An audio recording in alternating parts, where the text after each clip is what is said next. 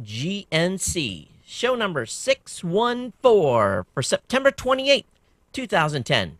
Geek News Central is sponsored by GoDaddy.com, Citrix, GoToMeeting, and Infusionsoft.com. Geek News Central is a proud member of the Tech Podcast Network. Hey, we got a great show for you. We're going to talk about Hulu to the Roku. Yeah, Hulu's going to rock the Roku. TechCrunch to AOL. Millions and millions served. And yes, we have that alien update for you. I got a great show for you. Strap in. Here it comes. All right, people, I need a go, no-go for the Geek News Central podcast. Digital archive recorders. We're go fly. Microphone. We're go fly. Video feed. Go. Web browser. Go. RSS data stream aggregator. Go fly. Interflux Toddism suppressor. All right, I'm confused. Host readiness check. Welcome to the show. Welcome to the show. The Geek News Central podcast is a proud member of the Tech Podcast Network. If it's tech, it's here. All right, ladies and gentlemen, we are ready to go. Cue Todd in 5, Button, who's got the button? 4, There's no cause for alarm. 3, Everybody hold on to something. 2, Just press the button. 1. Aloha and welcome to the Geek News Central podcast, coming to you as live as it can be from the beautiful state of Hawaii via the Geek News Central studio overlooking Honolulu. For those of you on the video, you guys kind of had to laugh because I thought I was timing it correctly, and then I looked over and I'm like, I'm supposed to be speaking. Oh, that's what I get for automated transitions. Hey, everyone, welcome to the show. And, of course, I want to give a warm welcome to all of the longtime listeners of the show, all of you that are part of the Ohana. I want to thank you for being here and being subscribed. If you're checking the show out for the very first time, hey, thanks and welcome to the family. We want to encourage you to get over to geeknewscentral.com. Check out all the great content. We've got lots of great writers. They're putting up daily content on the blog, just all kinds of different types of tech news and information. And the number of posts vary from day to day, but it definitely gives you an opportunity to come over there and see what we've got cooking, as well as make sure you check out all the archive podcasts. You'll find a link to that via the podcast link on the website.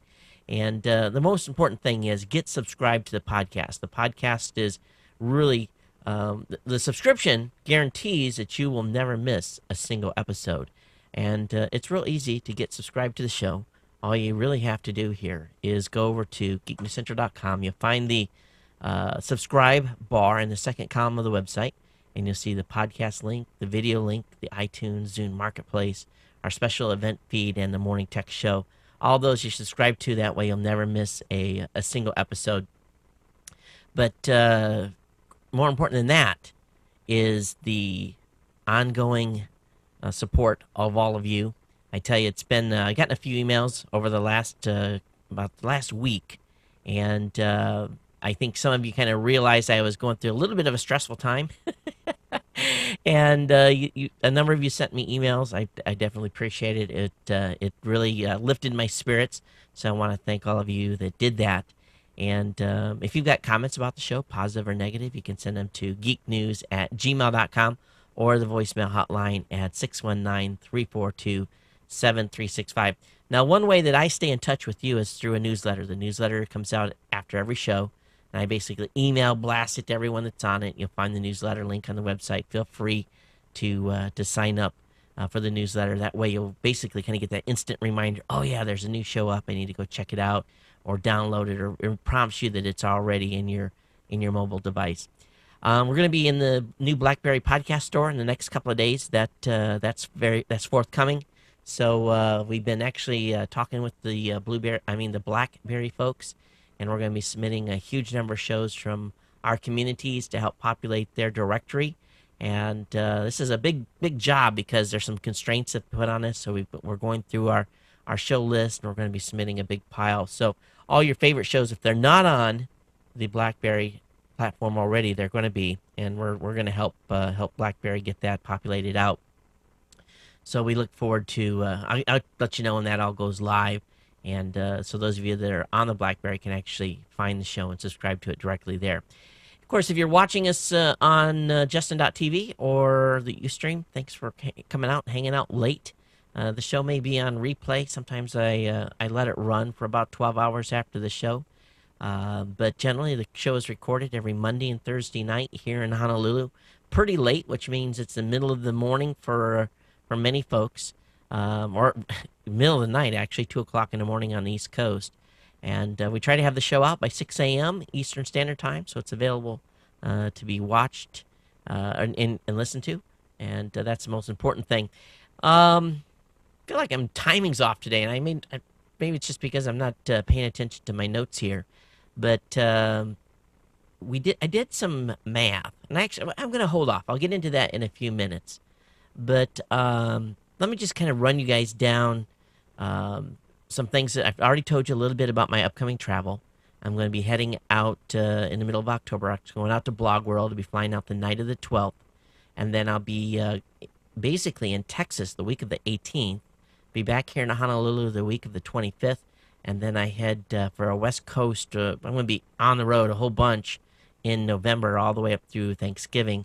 So that's what the plan is for the road show, going back on the road here. Been home for a while. Didn't necessarily want to go out so soon, but that's just the way it works. Sometimes, you gotta bread that butter, butter that bread. You know what I mean? And it's all about supporting where I need to be supporting as far as taking care of the family and taking care of clients that I have. Okay. Hey, one thing I found over the weekend, and I've got a subscription with SurveyMonkey, and I pay them guys about $240 a year, and quite frankly, I don't do enough surveys to make it worth it. I counted the number of surveys I did last year, and it cost me a lot of money for not doing too much. So I was looking for a cheaper way, and I really did some searching, and everything was just about as equally priced. And I said, I wonder if GoDaddy has anything. And I went over to GoDaddy, and I went into their business solutions area. And scrolling down through here, I'm seeing a shopping cart. I'm seeing stuff about search engine optimization and a number of things.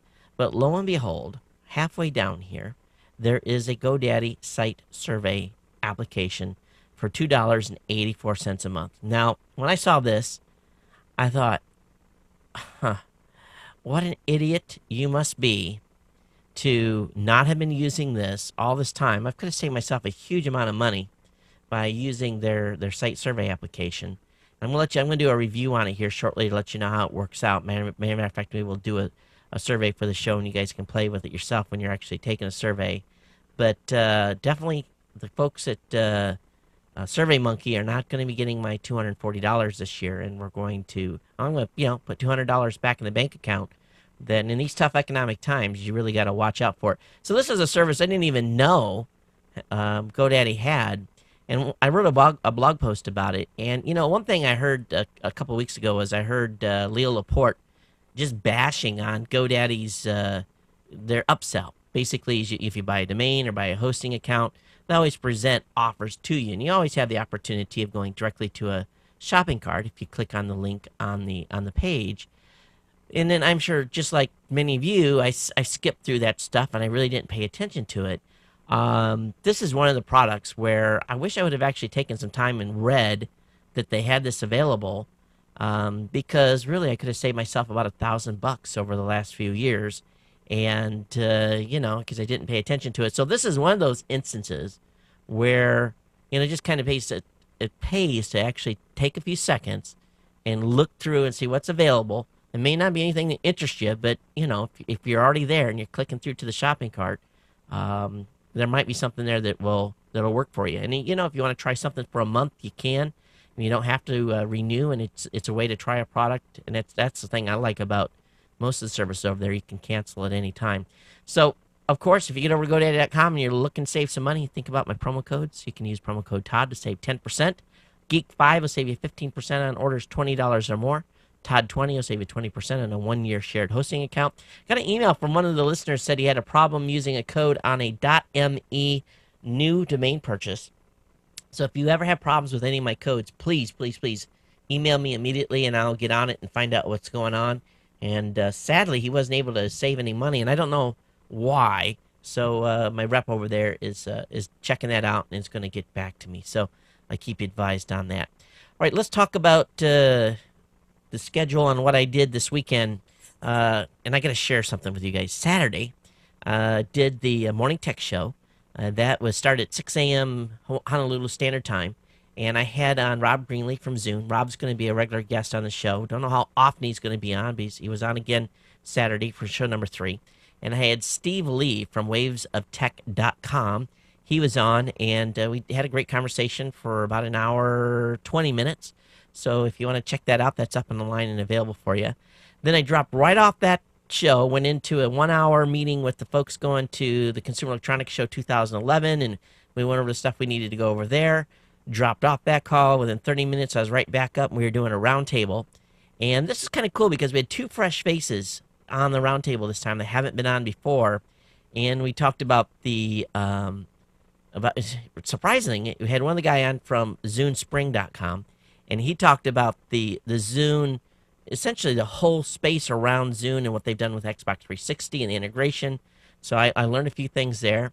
I did a demo of Ivy.tv. I actually downloaded the app and played with it. So far, kind of a so-so experience.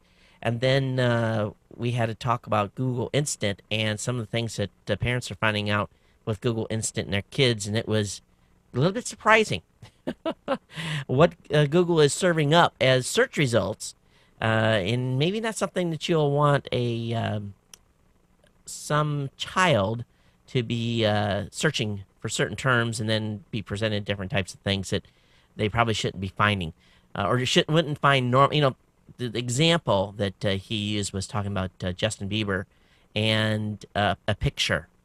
And what came up in the search results was Justin Bieber, no shirt, and some other more graphic type of, I'm sure, photoshopped images that would have led someone into probably getting spyware on their computer. So we talked about that for a little bit, and the different ways that each of us as parents kind of tackle that issue. So that was anyway in the roundtable, so that's up and available for you to check out over to techpodcast.com. Hey, tonight we got an Apple TV winner, and of course tonight we picked up a number of insiders. I'm going to thank all of you that jumped on board and became an insider. And we took the entire insider list tonight, and we did a randomizer on it. And the winner tonight is Dave Taylor. He has been an insider for quite a while now. I want to thank Dave for his long-term insider support. And he is the winner of an Apple TV, and I got confirmation that the Apple TVs are inbound and due for delivery on October 1st. So hopefully I'll be able to show that off. Let's see, will that be here by the next show? It will not. So we'll probably do that on October 4th. We'll show that off. But I'll be sending an email to Dave so that he can get his Apple TV. Congratulations to Dave Taylor, one of our insiders. Now, what we're going to be doing as well is we're going to be giving away a Roku that never was claimed. I could never get a hold of the winner of it. So this is a makeup giveaway, and all you got to do to win, and this is the easiest contest that I'm going to probably ever have, is send me an email, geeknews@gmail.com, put in the subject line, I want to win, and on the next show, no, on the 4th of October, which is really just about 5 days before our 6-year anniversary of this show, we'll give away a Roku, and it's going to be one of the older models, okay? Because I've got one back here in a box. It's an older model, and then we're going to give away a second Roku on October. The show that comes out on October 1st. That is going to be a new Roku. And this is I made a post on the website about millions and millions served. And I was trying to figure out how many people, how many downloads. And I tried to, I think I did this once before, and I just did a kind of quick math. But this time I really went in and kind of dug deep. And I don't know if I'm actually going to announce what the total number of downloads were or have been and what we're approaching, because it kind of brings out the worst in people when I do that. I will say this. If you take the shows from Geek News Central, the 614 shows, and you add all of the CES content that we've done and stuff, and that's kind of a combined content because that's Andy, me, Jeffrey have done that all together. That number goes into 9 digits.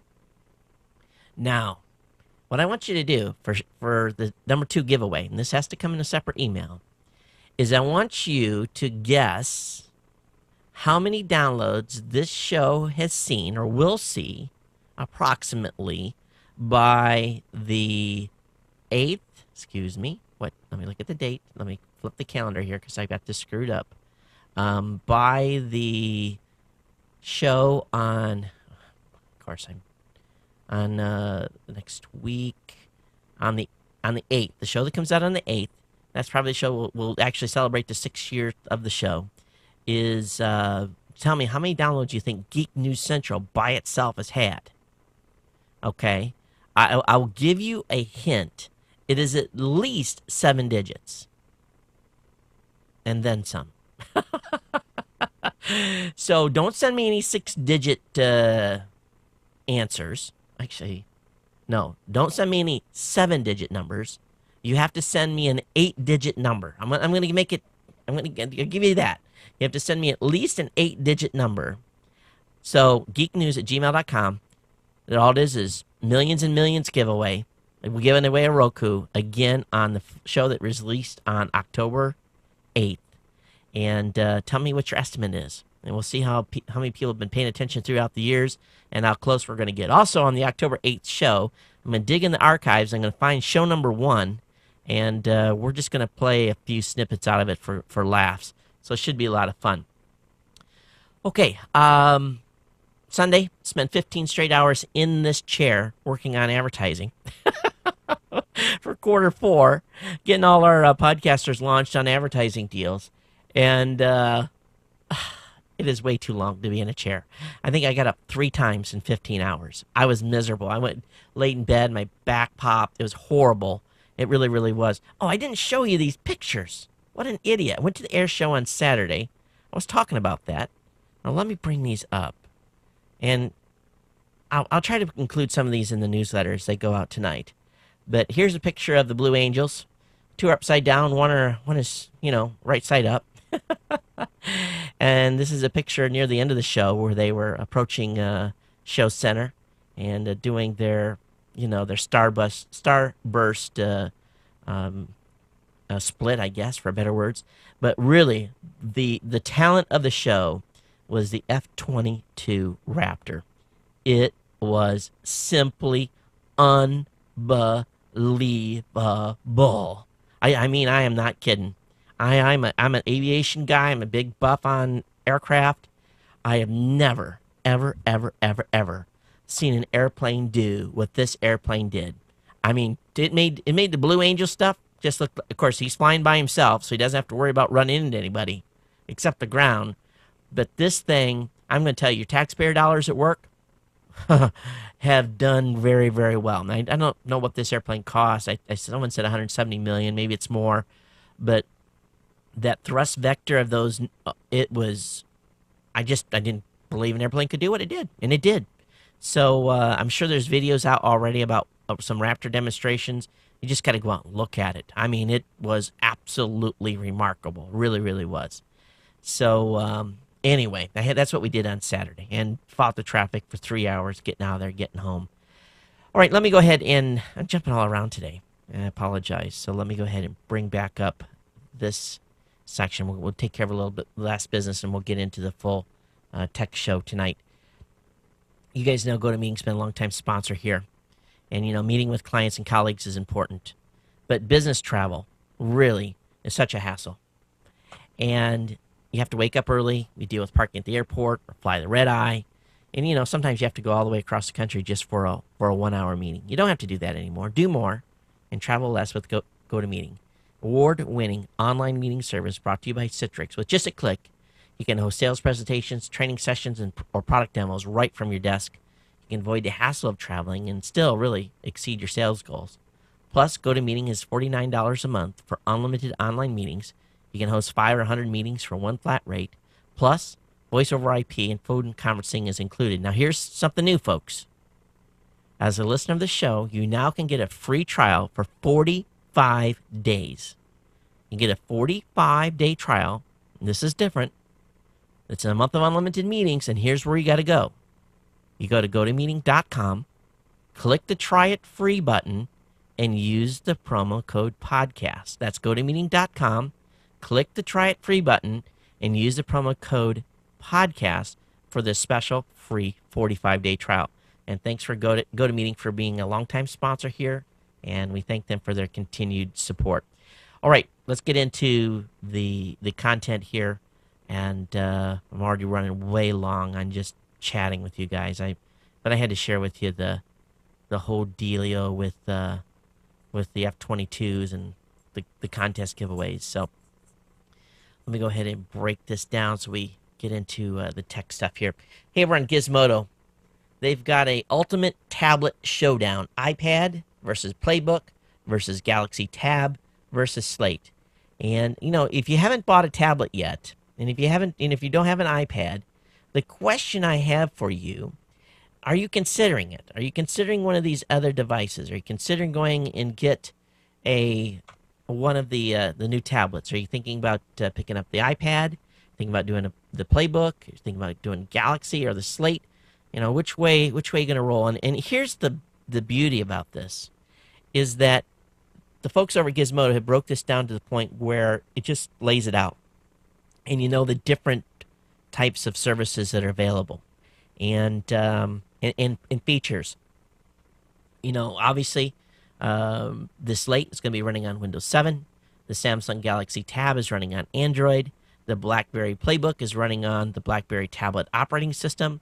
So you got a number of choices there, and but pricing is relatively close to one another in most cases. Definitely, the iPad has got the biggest screen. It comes in at 9.7-inch screen, where the BlackBerry Playbook, Samsung Galaxy both come in at 7-inch, with the Slate coming in at 8.9. So we'll keep our eyes peeled on these devices. I'm gonna have to hear from you guys, and some of these are not available yet, obviously. So I'd love to hear how when you pick up one of these, how it's working for you. Because as much as I'd love to have all four, the finances do not allow that. They really, really don't. Hey, many of you are Firefox users and you use a plugin called Xmarks.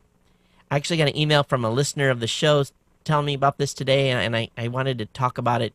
I've used Xmarks now for a while, and it's basically syncs bookmark data and a variety of other things. And what it does is it keeps all your browsers in sync across multiple machines. Now I have my desktop here. I have a couple of laptops that I use different ways. Have a Mac with Firefox loaded. But apparently Xmarks has gotten so big, it's gotten too expensive for them to do their business, and they have not figured out how to monetize it.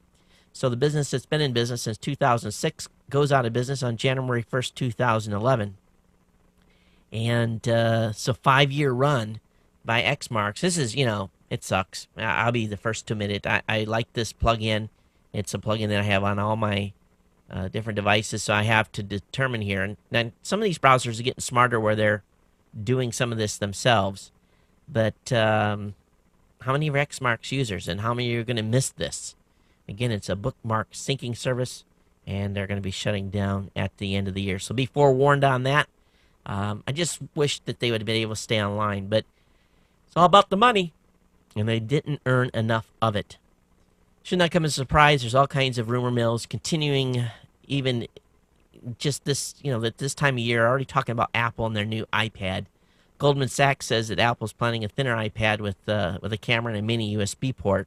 So, I think we all knew that the camera was coming, but a thinner and lighter iPad, maybe. We'll see, but I would be very surprised if it came with a mini USB port.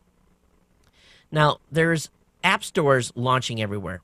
When Android launched, there was the hope there that there would be a central app store for the Android, and it's just becoming, everyone has one now. So Amazon has announced today that they're launching their own app store for Android as well. So you got Verizon that's going to have an app store. We've got Android that has an app store. Then all everywhere else has apps. It's a little ridiculous. This in itself is probably going to be the biggest downfall of the Android platform, is all these different, platforms or app stores that are going to have stuff available for it. So I don't know. I just don't see going to Amazon to buy an app, but maybe. We're buying books over there, and we're doing a variety of data services. Amazon's doing a lot of stuff these days, so I guess it shouldn't come as a surprise. But that article was over on TechCrunch. Now, how many of you would pay to be placed in a suggested follower list on Twitter? How much would that be worth to you? Now, advertisers apparently are going to be able to buy purchase placement in list of who to follow. Now, I think this would be kind of cool. I think raw voice, from our perspective, we would definitely want to be trying to reach new media creators. Anyone that has new media or podcasting or talks about podcasting, we'd probably want to do that. But what that's going to cost, no one knows. But apparently this new model is going to be unveiled at the IAB conference in New York City tomorrow. So time will tell how much this is going to be, how much it's going to cost, or whether or not this is a rumor. But they're saying here that the price to do this, well, actually the price to be a trend, to be a sponsored trend, is at $100,000. So what's it going to cost to be on a suggested list? Is that going to be $50,000? Is it worth $50,000? How many followers do you have to pick up as a business to make something like that worthwhile? I don't know. I don't know if that would be. You'd have to really think about what the value you would get out of that. That's just one service trying to reach one set of users. It's not talking about Facebook and all the other sites that have social media stuff. So what would you pay if you were a company owner or as an individual? If you wanted to be targeting certain individuals with your Twitter, how much would you pay to target those folks? Hey, by the way, those of you that are on the Roku, you guys see the new lower third? Do you guys like it? It's semi-transparent. I think it's a little dark yet. So I'll be probably updating that, making it a little lighter. But I just, finally got off my butt and did that. Fix the lower third so it's not black anymore. So, I don't know. Does the color match me? Hey, this is big. This is really, really big. Hulu is going to rock the Roku. It's been confirmed Hulu is coming to Roku streaming boxes. That's all I can say. Yay! This is going to be great for Roku. They are the first company to. They haven't officially announced it, but they put something on their website. People have seen some tags on their website. There's been some images that have been surfaced. Don't know when it's coming. I'm sure soon. Don't know if you're gonna have to pay to have access, but it truly will make Hulu a lean back experience. You sit in your lazy boy, you go to your Hulu channel on the Roku, you watch some content over there, you get bored with mainstream media stuff, you click, you right click over one, you got the Tech Podcast Network channel right there. You click down, you're right into, find Geek News Central. You can watch my content or the end of the content members, or you click back up besides Hulu. You right click over, you're on the ProMed Network or on Blueberry. This is beautiful. This is going to draw a huge new influx of consumers that are going to have these boxes.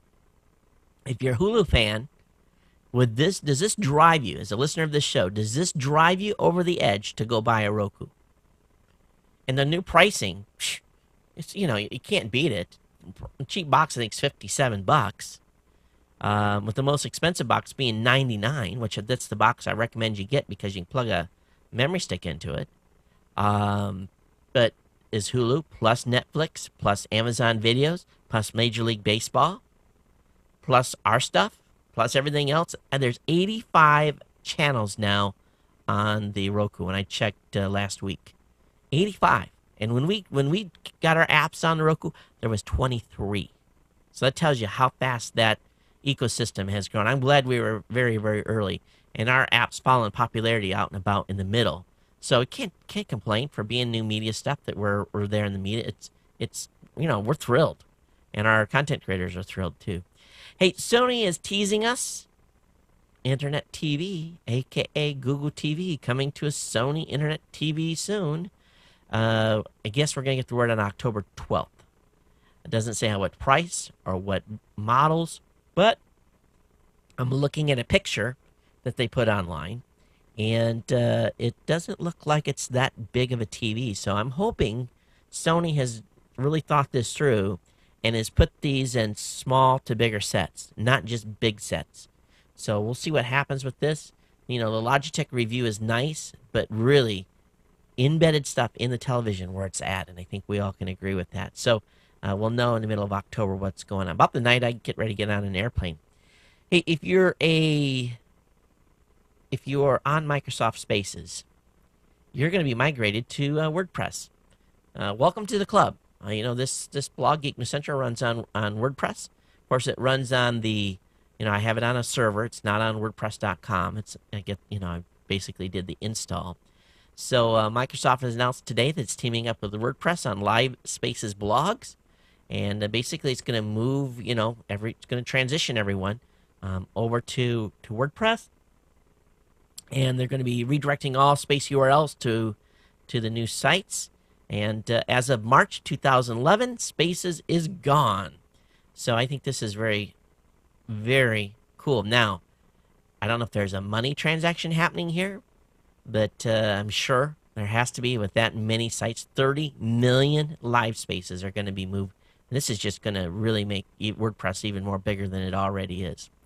Hey, let's talk about this alien conspiracy announcement. And, really, and I'm looking for the press release today. I'm looking to find out what these guys talked about. And you think there's going to be these big revelations. We've heard a lot of this over the years. But they basically are saying that, quote unquote, between 1967 and 1984, these individuals saw UFOs over nuclear, I guess for a better word, silo areas and storage areas, and were deactivating, the missiles and all kinds of interesting accusations. But Colonel Charles Halt basically is saying that he believes the security services of both the United States and the United Kingdom have attempted, but then and now, to subvert the significance of what occurred at RAF and other places within the United States. Captain Bruce Fenstermacher, boy, that's a mouthful, a former U.S. Air Force officer, also claims he saw a UFO hovering over a nuclear base in Wyoming in 1976. Okay, so what if this is, let's just hypothetically for a second think about this. What if this was true? What if this really happened? Now, we don't have any proof that it did, but let's hypothetically say that it did. What do you think? What are the implications? What are they trying to tell us?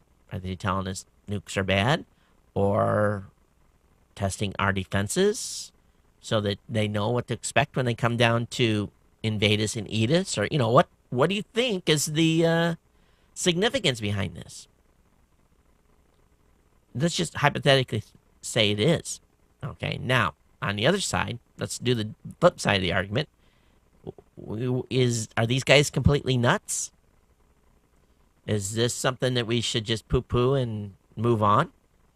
Love to hear your feedback on this one. You guys know my thoughts.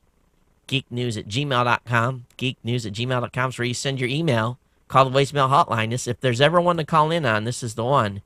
Area code 619-342-7365. Hey, want to call your attention. Well, isn't that weird? I'm actually going to have 3 Geek News Central articles linked up in the show notes. I'm going to link you up to a couple of articles that have been written by contributing editors over there. I have those up in the show notes. And also about the morning show link up as well, so you guys can check that out. Hey, over in GigaOM, Wikipedia is doing something pretty cool. They're using BitTorrent as a peer-to-peer client for HTML5 video.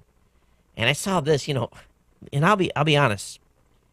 Video is expensive to deliver.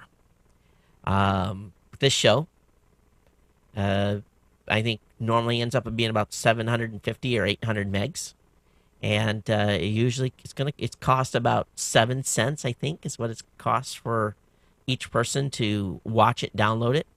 So delivery is not cheap on video, and I really kind of understand now why the big boys have content sponsors, or actually bandwidth sponsors. At some point, that's going to have to be broached here for sure. Matter of fact, sometime soon, because the costs continue to climb because the video portion of the show has had some amazing growth. I still love the audio. You know, those of you that are audio subscribers, you guys are still don't let me come across this the wrong way, but you guys are still the ones that keep the lights on here and are making sure my family gets fed. But you know, Wikipedia, to introduce a peer-to-peer BitTorrent client on their site for video shows that they're worried about this too. Now, what this player does is it's actually, when you go into the site, it's not, you don't download no software. When you play a video, it's an application that actually does some sharing. Now, you can stop it from sharing or you can allow it to, but it's right in the browser. And I think this is great. I mean, like, I'm serious.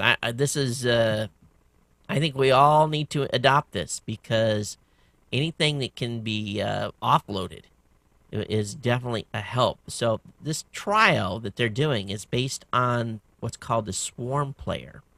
And this used to be a standalone application that used to go on folks' websites, but now is it's built right into a browser. And for those of you that are online or watching right now, you guys can kind of see it's basically what the browser looks like. It's nothing fancy, but it just gives you a little indication on, you're helping, two people watch the same video, and, you're sharing the content. So I think this is smart. I really do. And I would love to have something like this implemented at Geek News Central, that when people come over to actually watch the video, that it would help seed and help other folks get it as well. Speaking of peer-to-peers and naughty doings, the folks over at the Pirate Bay, that they were convicted last year, sentenced to a year in prison, and each were ordered to pay a fine of $905,000 in damages. They've, of course, been out on bail up to this point. Tomorrow, the appeal of the trial will start. But unlike the last time, folks over at Torrent Freak are saying it's pretty quiet. And the media and bloggers are not even really talking about this. So, what is this? Do these guys stand a chance? We know that the Pirate Bay has continued to operate as if nothing happened. And the Pirate Bay individuals who were involved have picked up their lives and continued work on non-Pirate Bay projects, supposedly. Now, again, these guys all have this 1-year sentence hovering over them and a $905,000 fine. So where think these guys are going to end up in jail? Or do you think this thing is just going to get washed underneath the table? I don't know. I think your guess is as good as mine. Now, along with that, I think it's interesting that the folks over at Torrent Freak are releasing the top 10 most downloaded movies on BitTorrent. And some of these I'm not even familiar with. Number one movie that's being traded on BitTorrent right now is Get Him to the Greek. And again, as I say all the time, I don't condone, downloading copyrighted material that you don't own. And but Get to the Greek, Night and Day, Machete, Robin Hood, Predators, Expendables, Iron Man 2, Superman, Batman, Apocalypse, Hole in One, and Frozen roll off the top 10. But it's almost like a New York Times bestseller list. It is interesting. Those of you that have privacy concerns may be disturbed about this. And I don't think I've ever been over to this website, but it's at blog.tmcnet.com. And they have an article today talking about how the administration, the president's administration, is now gearing up to introduce legislation next year that aims to provide wiretap capability into Skype, Facebook, BlackBerry, and the entire internet. The legislation, which the administration plans to submit to Congress, raises fresh questions about how to balance security needs with protecting privacy and fostering technological innovation. And because security services around the world face the same problem, it could set an example that is copied globally. So he is going to be essentially making these companies provide back doors into their applications so that law enforcement, Homeland Security, and other foreign governments can wiretap these devices and spy on stuff that they haven't been able to spy on so far. So it must be a big issue if they're calling out certain applications like Skype and calling out BlackBerry. That just makes me go, it really does. But they essentially want Congress to require all services that enable communications, including encrypted email, social networking websites such as Facebook, and software that allows peer-to-peer messaging such as Skype to be technically capable of complying if served with a wiretap order. The mandate would include being able to intercept and unscramble encrypted messages. Of course, you know that the BlackBerry encrypts its email, so I'm sure that's where that falls in. But what do you guys think? Think this is forthcoming? Think there's any way to stop it? Do you care? Love to hear your feedback. Here we're on the Zune Insider, and one thing I wanted to just point on this, they're announcing a new Windows Phone podcast coming to from the Zune developer community. So that should be up and forthcoming soon, so I'll keep you advised on that. I'll find out from Rob when that's going up for those of you that are Windows Phone 7 enthusiasts. So I know that's forthcoming here. Hey, there was a report out that the United Nations had considered appointing an ambassador to visiting aliens. This has been debunked, but it is a great story to go along with our, the guys today that say that the aliens are watching our weapon systems. So, but anyway, that was making rounds today, but debunked rumor. There is some news from Mars. Opportunity has found that 6th Mars meteorite. And of course, we know that the rover just recently was looking at another space rock. And this is the 6th one that they found, and it's on the roll over to take a peek at it. And so they're pretty happy about that. This one's about 130 feet away from where the other one that they were just looking at it, so they're going to take a day or two to get over there. But they're pretty excited over there about this. This is still big science coming from Mars. Hey, remember that Soyuz spacecraft that did not undock from the International Space Station? Well, they finally got out of there on Saturday. This was based, they had a little toggle switch apparently that was hung up. They got that fixed or bypassed. And they landed about 3 hours later. So the 3 of the crew members are back safely on planet Earth. We talked a little bit about this. Well, actually, I don't know if we even covered it last week, but there's a ISP that are now shutting down those of you that are starting to receive DMCA takedown notices.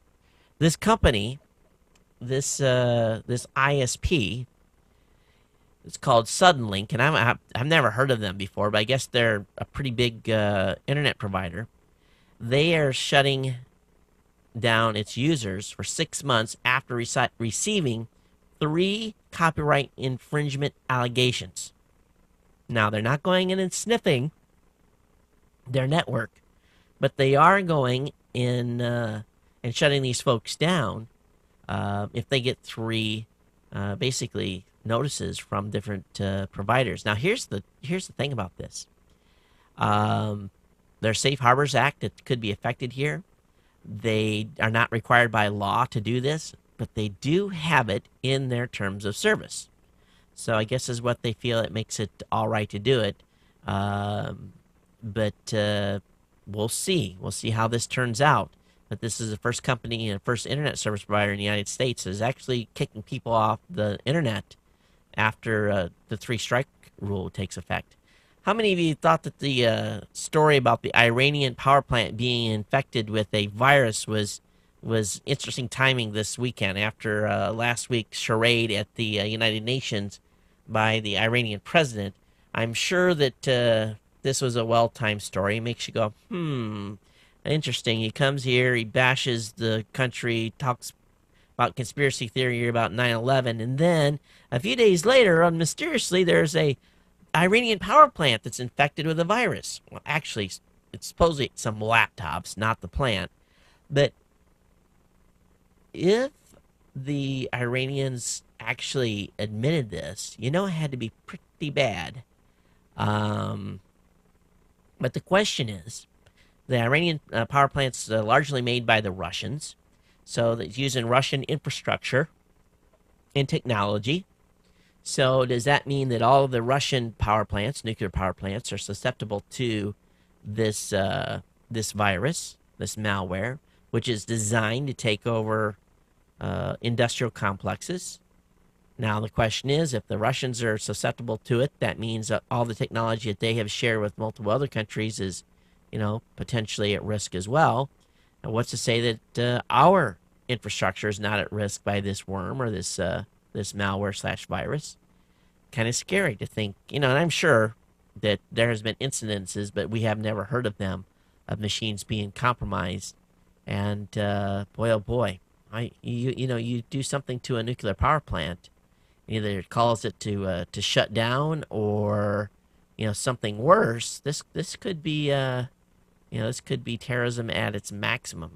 Maximum nastiness, because really it'd be very hard to figure out where that came from, and it could be very devastating. It really could. Hey, the adult film industry, boy, they're borrowing a play from the RIAA playbook.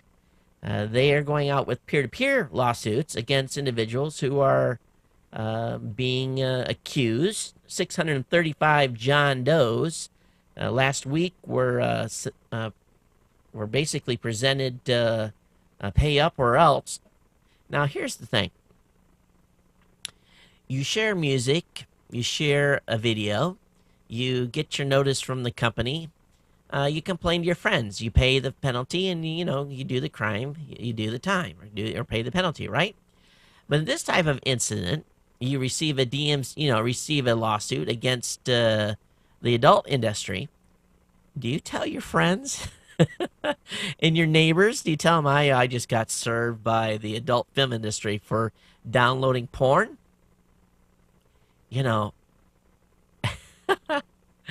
This is one campaign that's going to work, because people aren't going to say nothing. They're just going to be ashamed that they don't want anybody to know. And I'm not taking a stance on this type of material. I'm just saying they're not going to say anything. They're not going to tell their friends. Husbands, how are you going to, how the husband's going to explain this to the wives, especially if the wife doesn't know? Honey, I've got to write a check for $15,000. Well, honey, who do you have to write it to? Larry Flynn. Isn't he that guy that's got that one? Yes, honey, he is. Why do you have to pay him? Because I've been downloading adult materials over the internet. Divorce. Divorce. Divorce. Divorce. So, makes you wonder. Now, should make some people nervous, I would think, because I'm sure they're going to go after big money. You can't imagine them not. And people are not going to say, the vocal will, the single guys will, and maybe some couples will come out and say something, but I don't think you're going to hear too much from people. I really don't. So we'll see where this goes, but that's at least my 10 cents worth. Bloomberg, finally, we talked about this like 2 weeks ago, and this tells you how far behind some news magazines are, or even online. Bloomberg Business Week is finally picking up on the article about YouTube content creators making 6-figure paychecks for getting 7-figure views.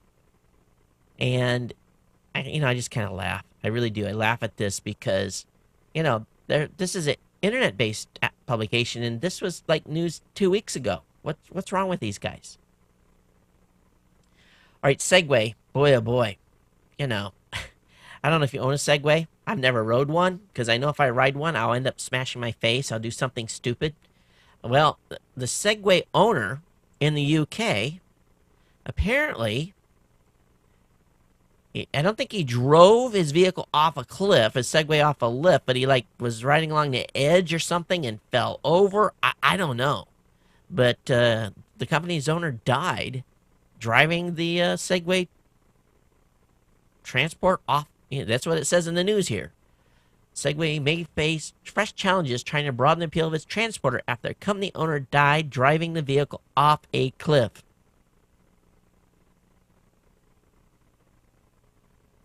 Oh, yeah, it says the two-wheel vehicle was recovered from the water.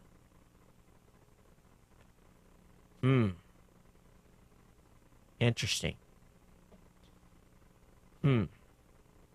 How does someone that owns the company do something like this? This is a story that's just absolutely dun dun dun dun dun. I know I need a conspiracy theory music here. Was this oh, you will drive your vehicle over the cliff or we'll push you over type of thing? Or did he get pushed over the cliff and then the Segway get thrown over him? They said it was an accident. This is interesting. What do you guys think? Think it was an accident? Do you think someone got him? And there's a good report followed up today by CBS News about how Segway injuries are on the rise. Oh, jeez. I'll have that linked up in the show notes. Hey, AMD, they've introduced a number of new processors. So there's an article. This is a hardcore one, folks. For those of you that are super geeky, there are 6 new processors been reviewed. Specs have been laid out. So if you want to take a look at the new AMD processors, I'll have the link for you in the show notes.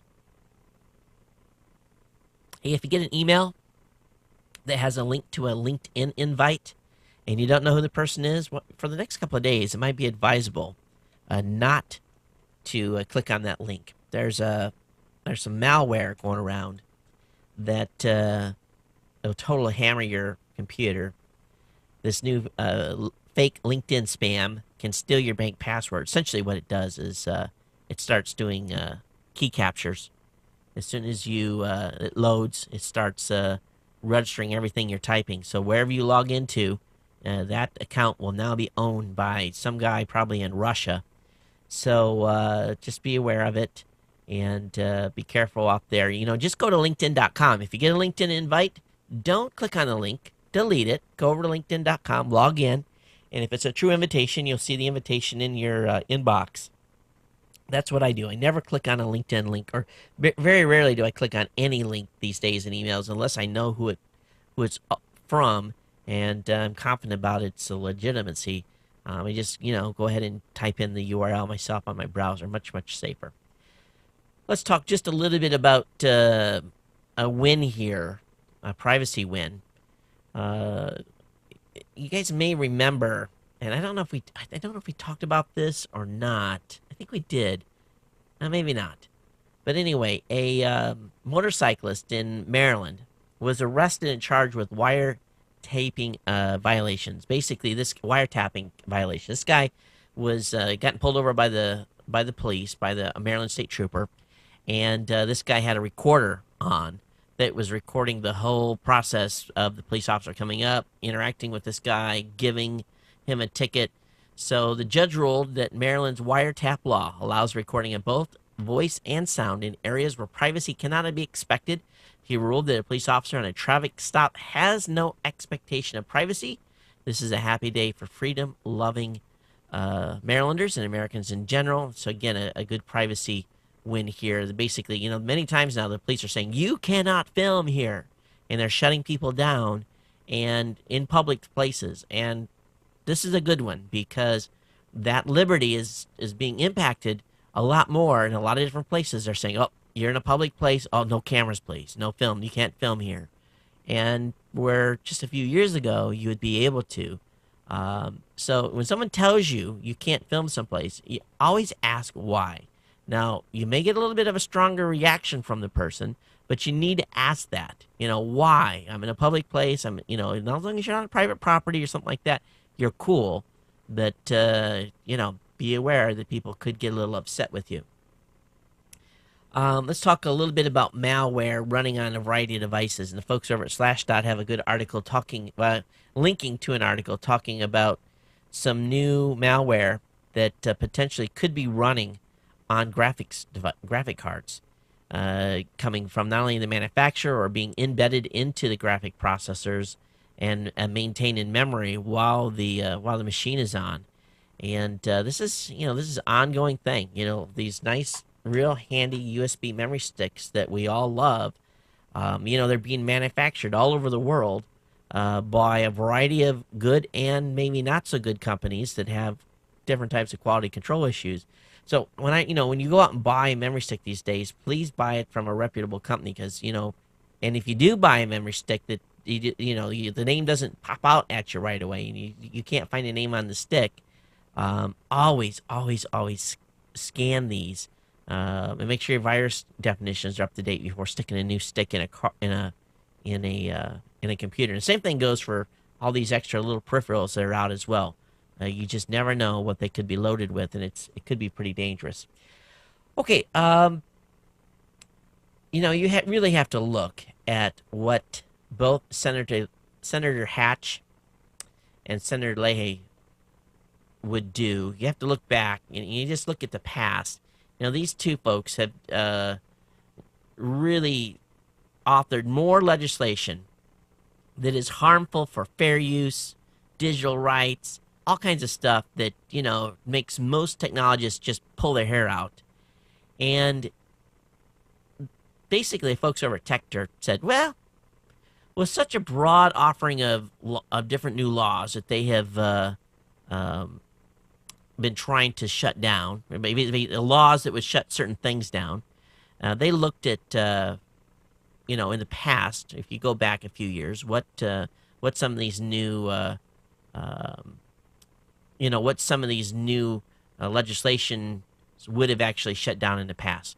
Talks about how their legislation would have impacted Hollywood, the recording industry, the cable TV space, photocopying machines, VCR, cassette tapes, MP3, the DVR, and this is everything that they're trying to implement, and especially their new Combating Online Infringement and Counterfeits Act, the COICA bill, COICA. If they'd introduced this before, all these devices would have been essentially outlawed. So we'll see where this goes. But, Senators Orrin Hatch, Senator Patrick Leahy, Senator Herb Kohl, Arlene Specter, Charles Schumer, Dick Durbin, Sheldon Whitehouse, Evan Bayh, and, boy, I'm destroying these senators' names, and Senator George Vonovich are all behind this new COICA bill. Again, Combating Online Infringement and Counterfeit Act. Again, everything they want to do is make all of us into criminals, even if we are, let's think about it. You buy a DVD, you pay the money for it, you want to burn it. Legally, you can't burn it. Most of us do. We have a copy to put on our machines. But these new bills are going to have such a wide impact on infringing activities that there's going to be a lot of stuff that people would say, oh, that makes sense, fair use type of situations, where it's just going to get ugly. It really, really is. We'll see what happens here. But I have not read the full details of this, but this new act and definitely is going to have an impact on future devices being made, and it really is going to embed DRM in a lot of stuff. Hey, let's move on. DMC as a censorship. Citibank, basically a year ago, was praising things that the administration was considering.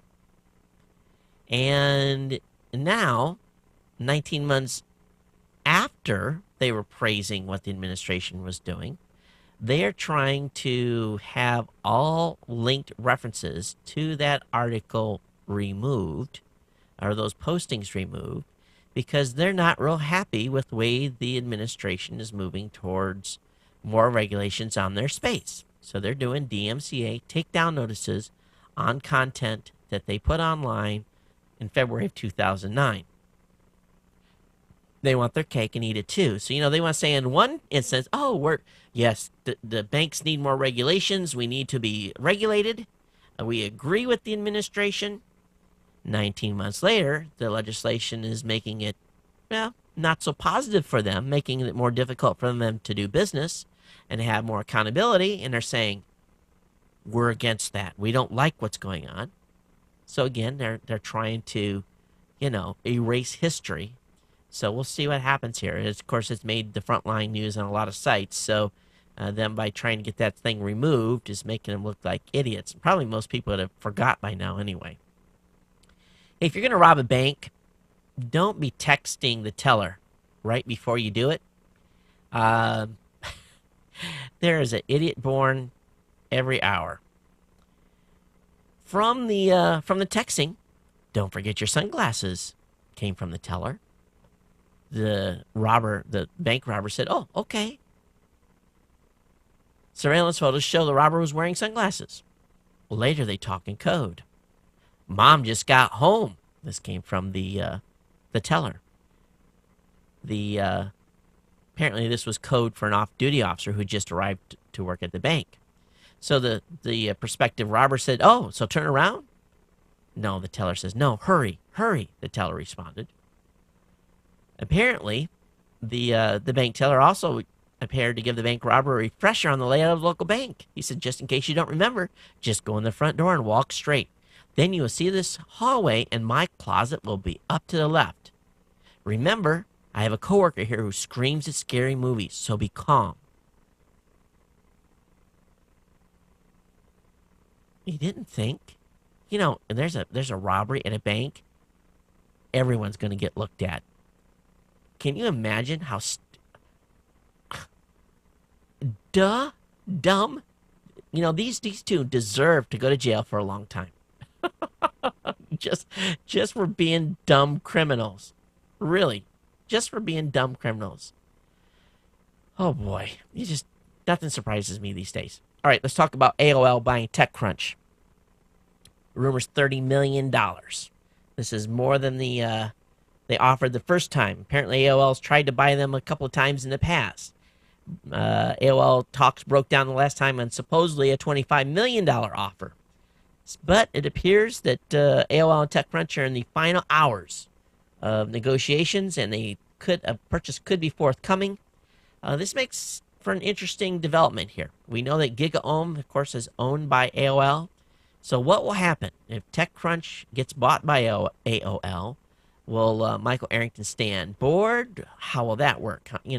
For a private company in a small, that it'll be jackpot time for Michael Arrington. He works hard. He deserves it. He's built it into a flagship blog, and they break a lot of tech news. They definitely are the leader in the space, the ones to look up to.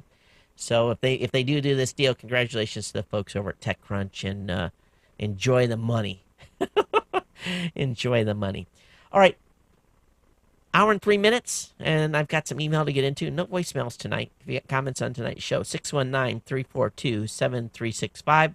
Alan, thank you for linking me up on the Xmarks site shutting down. I appreciate that. Got an email here from Robert. He says, "Hey, Todd, in GNC 613, you talked about HTML5 and linked to an HTML5 fact sheet. If you search on Google for HTML cheat what? If you search on Google for HTML cheat sheet, there are some nice, quick references available."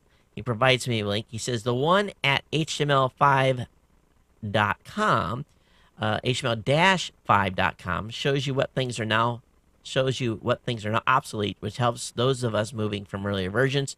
Thanks for the great show, and which helps us keep current topics like this. And thanks, Rob. Appreciate that. Rob, don't do that next time. He said HTML cheat space. I was like, what? HTML cheat sheet. It's okay. But thanks. Got an email from John. He says, "Hey, Todd, I heard your comment on the internet connections on various hotels as you travel." He says, "I'm in Chantilly, Virginia, near Dulles for 2 weeks, and thought I'd share my internet speed with you. I'm at the Stay Bridge Suites, and I'm enjoying 9.63 megs down and 13.74 megs up over Wi-Fi with my MacBook. For me, this is amazing because I live in a very, very rural Georgia area where my only options are satellite and Verizon wireless broadband, both of which only get a fraction of these speeds on a sunny day with no wind blowing." Best regards, John. You know, that 13.74 megs up. Is that cool or what? 9.63 megs down. I spend some time in DC from time to time. I am going to add this hotel to my list, because when you guys find good bandwidth like this when you're staying at a hotel, you definitely gotta tell me, okay? You really, really do. Thanks, Luke, for volunteering on the podcast awards. I'll be in contact with you. Jeff says, let's see, did this come in the last show? Or let me look at the date. Nope, it didn't. He says, thinking about what you said about YouTube in your last podcast, it made me wonder how they let sites like YouTube Time Machine at yttm.tv pass, even though they harbor so much copyrighted content. As you say, it's only one of those things that makes you go, So he says again, thinking about what you said about YouTube in your last podcast made me wonder how they let sites like YouTube Time Machine, pass, even though they harbor so much copyright. I don't know. I really don't know, Jeff. But a good question. Got an email from Aaron. He says, listen to podcasts every morning, and one of the first things you talk about is the list of devices people might be listening to you on. I learned about the show and listen on the Western Digital Live Plus HD through the built-in MediaFly app. So, of course, I had to upgrade to the BRAD WDLK TV firmware as soon as he had it ready, because I realized that WDTV and the Roku are competitors. I have to get a Roku to compare, but when it's time to head to work, I switch over to listening on the Motorola Droid. This morning and last night, you were talking about smart power strips. He said, I bought a CCI smart strip at Menards, a CCI smart strip. It has a control outlet that when the power through that outlet stops, it turns off the controlled outlet. So that's cool. I'll have to check that out. CCI smart strip. Thanks for the link, Aaron, or for the info. Okay, I think that one was, that was the last show. All right, that's it in the email. So we're actually done early. Shocking. Absolutely shocking. Can't believe it. I thought I had more stuff than this. A couple things before you guys blast out of here. You guys know that Infusionsoft is a sponsor here at the show right now. And definitely check them out. They've got some cool services. I started to employ and actually using some of the stuff last week, and doing some stuff that we're doing for CES 2011. And I think it's really going to help us get the word out, develop our sponsor list. They've got some good marketing tools there. So if you're a small business and you're looking for some help, I think Infusionsoft can help you. They say that they've helped thousands of truly small businesses, and they've helped them grow. And I believe it with some of their products and services that they have. So check them out over at infusionsoft.com/pod1 to see it in action. All you got to do is go ahead and fill out the little information sheet there. They want a little information about you. Watch the video. Check it out. If you're not interested, just ignore the email from them. Tell them you're not interested after that. Helps the show out here when you do that. Thanks for Infusionsoft for being a sponsor here at Geek News Central. And plus, the products are cool. My product line of services is good for small businesses. What do you guys want me to cover during the next morning show?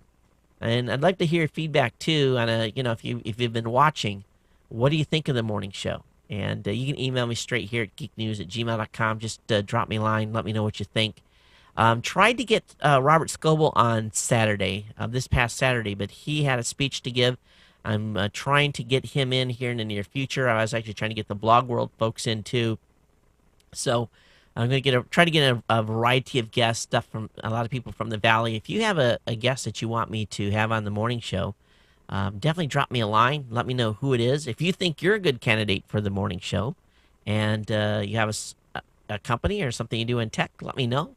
Or if you're just a huge enthusiast, we'll even consider bringing you on as well. But just email me here at geeknews@gmail.com and let me know that you'd like to be on or what you'd like me to cover. I guess that's the most important thing. I've been trying to mix the show up and make it about stuff that's happened in the previous week. It's been fun having some guests on and just kind of that interaction. Still kind of finding my way because I haven't done a great deal of this before in that format. So it'll evolve with time. And I think I feel it's still a little rough around the edges, and it will be probably for the first 20 shows or so. And that's just kind of how the way it works. But if you're watching, let me know what you think, and just drop me an email. Hey, if you got comments on tonight's show, area code 619-342-7365 is the email address.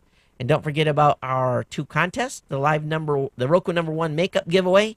Just send me an email, I want to win, in the subject line, and you'll go in the entry bin. Roku #2 giveaway for the 6-year anniversary of the show.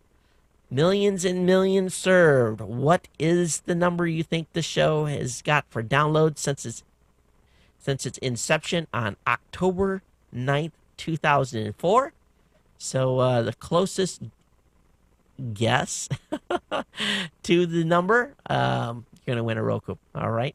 And we may have to have you sign an NDA to say that you won't tell people how many downloads the show have had. Just to keep the dogs away, but to be a good, how should I say it, a good secret between me and at least one of you out there.